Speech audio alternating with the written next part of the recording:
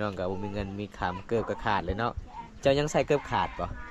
ป้าเบิ่งทุกคนน้องเกือบข้างนอกเบิ่งนี่เห็นบ่ผู้สาวเกือบขาดได้พี่น้องเอ้ยเฮ็ดจังไดเนาะเฮือนเฮาทุกอย่างเนาะยากจนเจ้ายังใส่ได้บ่เกือบนั่นบ่ใส่ได้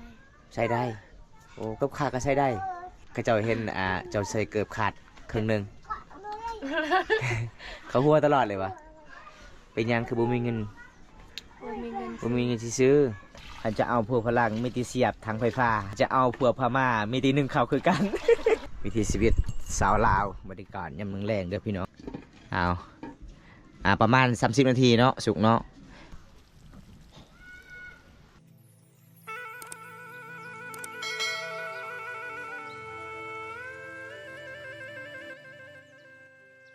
โอ้สบายดีสาวสุก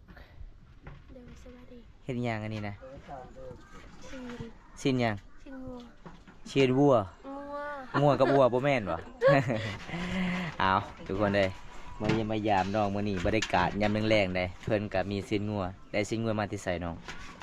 ซื้อเอาบ่ฮะผู้ใดซื้อให้เจ้าผู้บ่าวบ่หรือว่าเขาพากบ่แมนบ่แม่นบ่แม่นสิ้นงัวพากบ่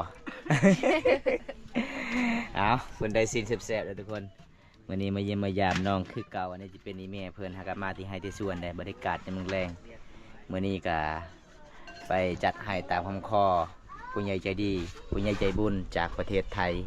ให้บ่าวตามมาเยี่ยมมายามน้องเพราะว่าผู้ใหญ่ใจดีเห็นคลิปน้องก็บ่มีหยังหลายเลยทุกคน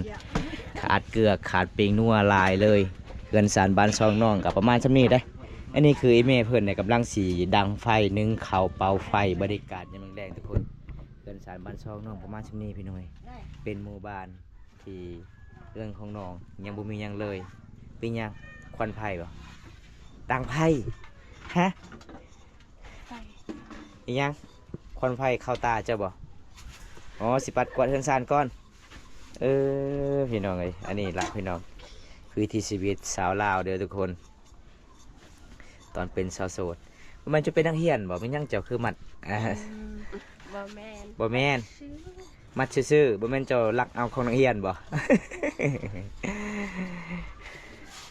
เอาน้องไปกวดเฮือนซานมามื้อนี้ไม่พอเจ้างามเนาะงามไม่รีได้ไม่พออยู่เลยมามื้อใดพอดีบอมตามามื้อนี้น้องกาสิยอกพาเข่าเลยทุกคนเห็นปะมันยังมายามน้องมื้อนี้น้องเอายังเอาน้ำล้างมือบ่ภาษาบ้านเจ้าว่าจะได้น้ำล้างมือเอ็ดเดอร์อาริยาวาเต้แมนเดอร์ก็ซอยเต้บ่ เอาเวลาขึ้นสารเขตชนบททั้งหมดทุกคนเขาเจ้าเวลาเขากินข้าวกินน้ำเขาเจ้าต้องย่อนำให้เฮาล้างมือนำกิน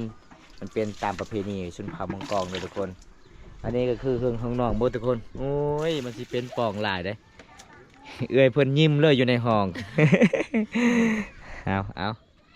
มาเล่นมือแอนกับน้องก่อนโอ้จะดีเลยเนาะเจ้าเนาะเอากินข้าวกินน้ำก่อน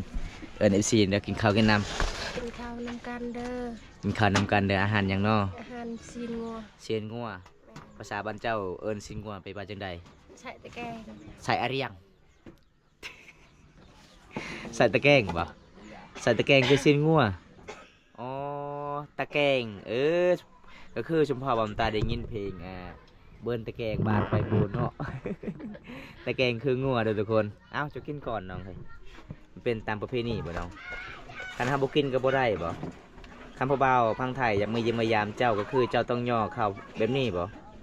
โอ้ใจดีเนาะเพื่อนสันบ้านซองหำบ่มีน้องก็ใจดีเด้อทุกคนเลยยอมรับว่าใจดีได้เบิ่งโตน้อยๆติดเขาใหญ่ๆผู้เดียวเจ้าบ่ติดเขานี่บ่ฮะลายผู้เดียวเจ้านี่ลายบ่ติดเขาบ่เป็นบ่ใครผู้เดียวกินหลายคนอ๋อเบิ่งทุกคนเฮือนน้องมีติดเขาใหญ่ๆเด้อทุกคนเลยเห็นบ่อีเมเพิ่นกำลังชี้นึ่งข้าวได้อีฟอเพิ่งกำลังกินส้มกินเมี่ยงเกศหมดบันหาเป็นนี่แหละพี่น้องเอาถามอะไรยังไม่ยามสู้ๆกลับมาได้เลยทุกคนนี่ซีนแสบๆน้อง ย่อพาเข้าวให้กินบรรยากาศยามมึงแรงกับบ่ได้แรงเนาะตอนนี้เนาะเวลา4 โมงเนาะยังบ่ฮอด6 โมง 7 โมงทุกคนน้องก็ย่อพาเข้าวให้กินแต่มันเป็นตามประเพณีเอามาทุกคนมาจำก่อนพี่น้องเอ้ยเอาบ่กินกับบ่ได้ต้องจำตามประเพณีดีพี่น้องเอากินแล้วแม่น้องมันจะบ่ได้ล้างมือบ่จะบ่จะบ่ได้กินข้าวบ่ล้างแล้วมื้อหนึงจักเทื่อจะล้างมื้อ เป็นเที่ยว 1 เทื่อโอ้แสดงว่าจะบ่ได้ล้างมือ เอาพี่น้องถ้าบ่ได้มักเซาซุกก็คือ1 มื้อก็คือ1 เทื่อได้เพิ่นล้างมือ ก็คือล้างแต่ตอนเช้ากินข้าวเที่ยงกับบ่ล้างกินข้าวแรงกับบ่ได้ล้างโอ้ยพี่น้องเอ้ย ตอนนี้ก็กินข้าวกันน้ำอิ่มเลยเนาะวันนี้เซาซุกก็ต้อนรับอายเป็นอย่างดีเลยทุกคน แต่ผมตามมาเมื่อนี้ก็บ่ได้ต้อนรับน้องเลยบ่มีหยังของฝากของต้อนทุกคนเลยน้องก็สิย่อพาเขาเฮาก็กินตามประเพณีมาจำก่อนเพราะว่าน้องก็หิวข้าวหิวน้ำยังบ่ทันกินข้าวเที่ยงเด้น้องกินแต่ข้าวเช้าเพราะว่าบ่มีอาหารน้องว่าทุกคนอันนี้ก็คือซีนพี่น้องเขาเจ้าพากมาทุกคนเลยน้องก็เลยได้กินอาหารแซ่บๆมื้อนี้อันนี้จะเป็นซีนงัวพากเด้ เอาเพิ่นว่ากินแล้วเพิ่นก็ปิ้งต่อกินเช้ามื้ออื่นอีกได้เพิ่นว่าพี่น้องส่วนนี้แม่เพิ่นก็สิเปาะหน้ำไม้บรรยากาศยามแรงบางคนก็นึ่งข้าวเป่าไฟหลังจากกินข้าวกินน้ำแล้วเจ้าก็นึ่งข้าวบ่อ๋อตอนนี้เจ้าเฮ็ดหยังนี่นะเจ้าสิล้างบ่น้องบ่มีใส่ไหลเจ้าก็ล้างได้บ่อ๋อคันล้างใจคือต้องใส่โซดาเนาะ เอาเพิ่นว่าเวลากินข้าวกินน้ำต้องล้างก่อนเลยทุกคนเลยส่วนลายน้องล้างนี่น้องกับบ่ได้ใส่สไลด์บ่มีสไลด์บ่มีเงินจักซื้อสไลด์เด้คันแบบน้องล้างโดนๆกะมันก็สิติดลายน้องก็เลยกินมื้อใดตอนใดน้องก็ล้างตอนนั้นเด้ทุกคนเด้เห็นบ่ขยันหลายเด้อทุกคนสาวสุขหมู่บ้านนี่พี่น้องแต่มามื้อนี้ก็โอ้ยเฮือนของน้องมันสิเบิดแล้วเด้อพี่น้องเอ้ยยาคามันสิไปแล้วพี่น้องเอ้ยสิไปทางสวรรค์เลยเนาะ เอามื้อนี้ก็อัปเดตวิถีชีวิตน้องก่อนมีหยังจะเช่นหยังนึ่งข้าวบ่โอ้เห็นบ่ทุกคนตอนเป็นสาวโสดมีหยังน้ำมันลายแล้วบ่นบ่อ๋อเอาน้องนึ่งข้าวก่อนหลังจากนั้นบอมตากาสิมาจัดให้ตามคำขอผู้ใหญ่ใจดีจากประเทศไทยขอมั่นชาวสุกเพิ่นว่า เพิ่นว่าขอมั่นก่อน 3,000 กีบถามให้ข่อยนี่เด้อมื้อนี้ก็จัดให้ตามคำขอแล้วสิเอาได้บ่ชาวสุกกูบ่าวของไทยบ่ฮะเอาได้บ่คนมีคนมักจะบ่ เอาได้ เอาได้ถ้าถึกสเปกเนาะคำบ่ได้ถึกสเปกก็เป็นพี่เป็นอ้ายกันเนาะอ๋อเบิ่งพี่น้องควันไฟตรวจเต็มเบาบนตาบนตาจนแนมบ่เห็นเลยพี่น้องเอ้ยเพราะว่าเฮือนเฮาก็บ่ได้ใส่ถ่านใส่แต่ฟืนอย่างเดียวนึ่งข้าวเป่าไฟเห็นบ่เวลาเป่าก็คือว่าใส่ลมเด้คันลมเฮาบ่แห้งนี่โอ้ยพี่น้องเอ้ยลมซอสุกนี่ยังล่าอยู่เด้ 300 โวลต์ผู้ก็ไม่ โอ้ยบาบมตานี่พี่น้องเอ้ยจนอยู่บ่ได้แล้วโอ้ยคักลมเสาสุกนี่เป่าฮอด บาบมตา กองจุบ่เห็นเลยเด้อทุกคนขอโทษเด้อเพราะว่าลมเสาสุกนี่แห้งอลีเป็นเป่าเอาเป่าจะเป่าเบิ่งทางนี้อ่ะมันไปทางพุ่นบ่ เจ้าเป่าสิคอยตลอดโอ้แบบนี้น่าจะดีกว่าเห็นยังอีกมันนี่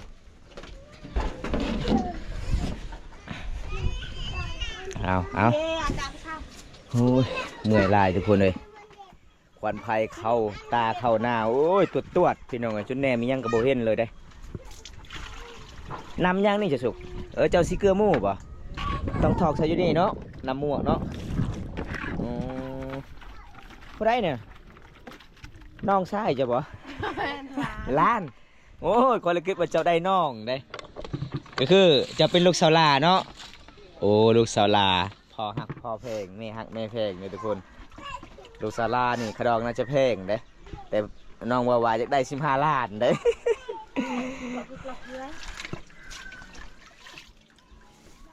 เอา ยังจะงมชวนนะต้องใส่ไปมีเนาะวิธีนึ่งข้าวเนาะโอ้เอาพี่น้องเฮ้ย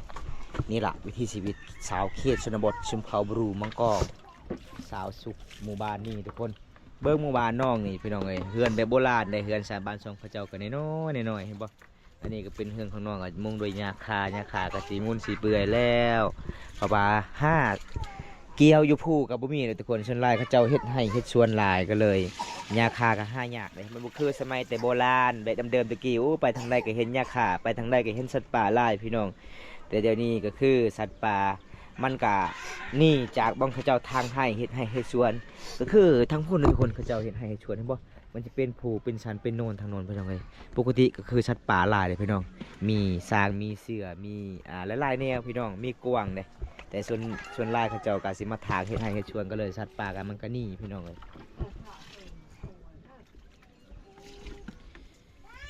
ป้าชาวชุกไข่มามื้อนี้ไม่ยั้งกินเกือบเจ้านี่นะ เอ้ยเกือบผู้สาวดึงอยู่ทุกคนเลยเห็นบ่เกือบน้องสุกขาดครึ่งหนึงอันนี้เจ้ายังใช้ได้บ่เนาะ ใส่ได้ เจ้าไม่ได้เหยียบน้ำบ่ ครึ่งหนึงคือมันออกไปเลยพี่น้องเลยเอาน้องกินหนึ่งข่าวก่อนตอนนี้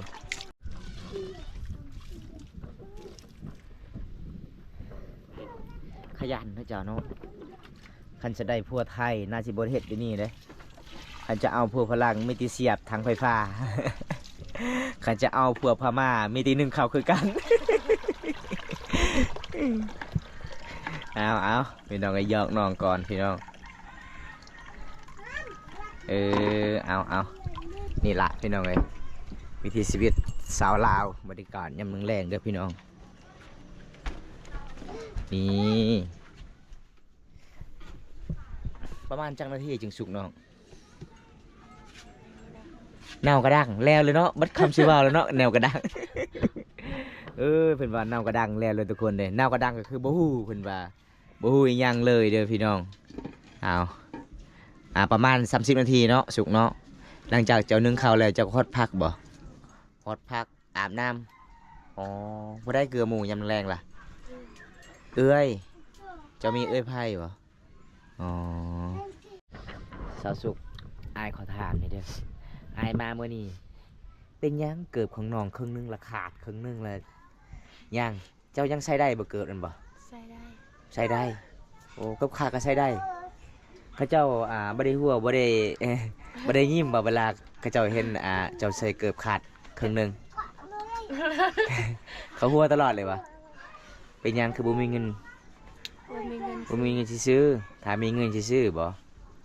เพิ่นว่าบ่มีเงินทุกคนเกิบขาดทุกคนเลยมื้อนี้ก็บ่มีหยังบำตากะมาจัดหาตามของขอผู้ใหญ่ใจดีจากประเทศไทยเห็นน้องมื้อนั้นบ่มีคือไปนัวเนาะแต่อายมามื้อนี้บ่มีเกิบอีกแล้ว วาสนาเฮาพี่น้องเอ้ยเฮาเป็นคนยากจนหาเงินหาคำบ่เป็นเนาะตอนนั้นคอยไปเยี่ยมไปยามเจ้าตอนนั้นเจ้าขายคิงมักกะบกแล้วก็ซานได้20,000กีบเอาสาวสุกมื้อนี้บ่มีหยังหลายอายมาเยี่ยมมายามเจ้าอันนี้ก็คือเงินผู้ใหญ่ใจดีฝากมานำอายเด้อ500 บาทก็คือ300,000กีบนำลงเบิ่งน้องครบบ่ใบยังนี่นะใบ1,000มาข่อยคอเปลี่ยนน้ำข่อย โอ้ยพี่น้องใบแสนก็คือใบ1,000น้องว่าเด้อทุกคนเลยดีใจบ่ดีใจใจจากเปอร์เซ็นต์100สิได้ซีเกอร์บัดนี้เนาะแล้วก็สิได้ซีเกลือเป็นนัวมักพริกเอาขอขอบใจผู้ใหญ่ใจดีนี่เด้อขอขอบใจผู้ใหญ่ใจดีเด้อจากฝั่งไทยขอให้อายุดีมีแฮงขอให้อายุดีมีแฮงขออายุมันขวัญยืนขอให้อายุมันคุณยืนสบายดีปีใหม่เด้อปีใหม่เด้อขอให้ร่ำให้รวยขอให้ร่ำให้รวยแต่นี่ต่อไปขอให้อายได้เงินกลับคืนได้เงินกลับคืน100 เท่าพันเท่าเด้อ100 เท่าพันเท่าเด้อนี่สิเริ่มมาเป็นเนาะวันนี้เนาะมื้อนี้กะบอมตากะดีใจนำน้องเพราะว่าน้องกะมีหยังก็บ่มีเนาะ เกือบก็ขาด ผู้สาวเกือบขาดเด้อทุกคน วันนี้ก็ขอขอบคุณอีกทีหนึงผู้ใหญ่ใจดีจากประเทศไทยที่เสียมันและมั่นใจบอมตามาสะพานบุญและมาทำบุญนำกันช่วยน้องครอบครัวยากจน ตอนนี้น้องก็นึ่งข้าวเปล่าไผ่เนาะ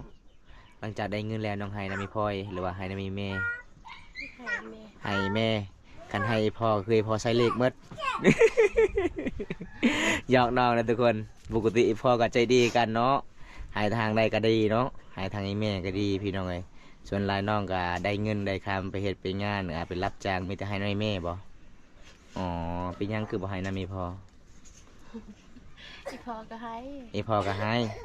คอยเลยคิดไว้พ่อยังอยากไปเล่นผู้สาวน้อย บ่อ๋อเอาหยอกน้องประมาณสำนี้เดี๋ยวผมตากอัปเดตให้ FC เดี๋ยวครับชมวิถีชีวิตน้องหนึ่งข่าวเป่าไฟเนาะในการมุ่งแรงเลยทุกคน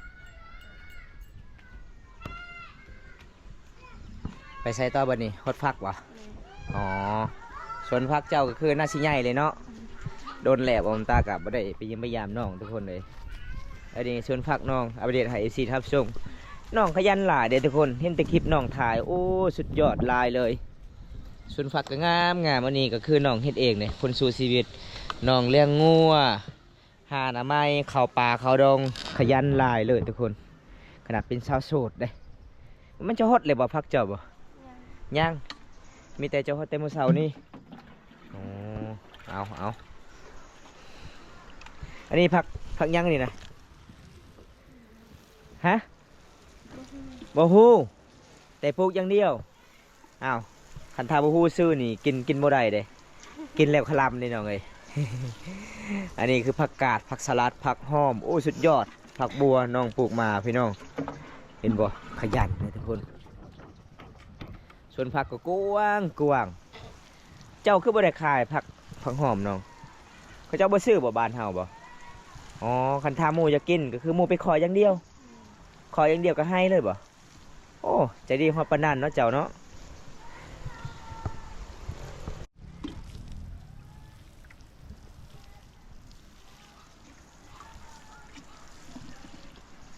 อันนี้จะตัดไม้ประมาณจักมือน้องจะไปตัดไม้1 มือโอ้เก่งเนาะเจ้าเนาะขอเห็นคลิปเจ้าไปตัดไม้ตอนนั้นเจ้าหาบไม้แบกไม้โอ้ยเก่งเลยทุกคนเลยน้องเฮ็ดเองขุดเองฝุ่นใส่เองฝักปลูกเองจะได้เงินมาแต่ใช้จะซื้อมากันแสงนี่น้องฮะแต่นี่ของเวียดบ่ก็เจ้าขายแม่นึงเท่าไหร่ฮอดบ่แม่นแม่15,000บ่ฮอดฮะฮอดบ่อ๋อ15,000กับ3,000กีบเนาะอ๋อคันสิตัดไม่ไล่กับบ่มีเนาะบ้านเฮาเนาะเขาเจ้าเฮ็ดสวนมันสำปะหลังหลายทุกคนน้องก็เลยใส่กันแสงเอาเด้ก็งามอยู่พี่น้องเอ้ยเฮ็ดสวนผักงามอยู่อันนี้หมดประมาณหน้าบ่ตาเดาหน้าประมาณเบิด300,000เนาะนี่เนาะกันแสงนี่ระตรดเป็นตังเงาประมาบัดอะไรมันเป็นตังบุดเอ็ดยานี่ตายยากลัวในสตวงทำไมเอาเพิ่นซองเบิ่งผักกาดสาวสุกเห็นบ่ทุกคนเพิ่นว่าโอ้ยอยากกินผักเด้คันอยากกินผักขอให้เลยขอได้เลยสาวสุกเว้าพี่น้องใจดีเด้แต่ไอ้แม่เพิ่นว่าบ่มีปลาสิใส่ ตู้ไอ้เนาะจ้องเราอันจบมา เอาเป็นจังได๋เนาะสาวสุกเมื่อหลายบ่น้องวิถีชีวิตเจ้านี่โอ้หลายเนาะสิเฮ็ดเนาะเรื่องข้าวเป่าไผ่ขอดฟักมื้อนี้ก็บ่มีหยังหลายสิพา FC ได้รับชมตามติดที่ชีวิตน้องสาวสุกสาวลาวเผ่ามังกรโดยทุกคนวันนี้ก็ขอขอบคุณอีกเทื่อนึงผู้ใหญ่ใจดีจากประเทศไทยให้บอมตาไปสะพานบุญและให้น้องซื้อเงินมันซื้อเงิน ซื้อเกลือซื้อปิ้งนัวไปน้องๆก็บ่มีเงินมีคำเกือบก็ขาดเลยเนาะเจ้ายังใส่เกือบขาดบ่ป้าเบิ่งทุกคนน้องเกือบข้างนอกเบิ่งนี่เห็นบ่ผู้สาวเกือบขาดได้พี่น้องเอ้ยเฮ็ดจังไดเนาะเฮือนเฮาทุกอย่างเนาะยากจนเฮาชีวิตเฮาเลือกเกิดมาบ่ได้เนาะน้องเนาะจังได๋ก็สู้ๆเนาะได้บอมตาก็สิกลับบ้านกันเด้อ มื้อนี้ก็บ่มีหยังหลายมาเยี่ยมมายามเจ้าก็มาจัดให้ตามของเขาผู้ใหญ่ใจดีไปสะพานบุญน้องก็ครอบครัวยากจนเลยเนาะในหมู่บ้านเนาะเฮ็ดช่อง YouTube ก็บ่มีเงิน บ่ผ่านเลยทุกคนเลยถ้าผู้ใดถึกอกถูกใจก็ฝากกดติดตามฝากกดไลค์กดแชร์ช่องน้องนี่เด้อพี่น้องเอ้ยฝากเป็นกำลังใจให้น้องแน่น้องก็อยากมีรายได้ทางช่อง YouTube นี่น้องก็เริ่มเฮ็ดเนาะ2 เดือนบ่หรือว่าเดือนหนึงเดือนหนึงแล้วเอาคลิปหน้าบอมตากะสิมาเยี่ยมยามกันใหม่เนาะคลิปนี้จบไว้เท่านี้ก่อนคลิปหน้าพบกันใหม่ขอกล่าวคำว่าสบายดีบ๊ายบาย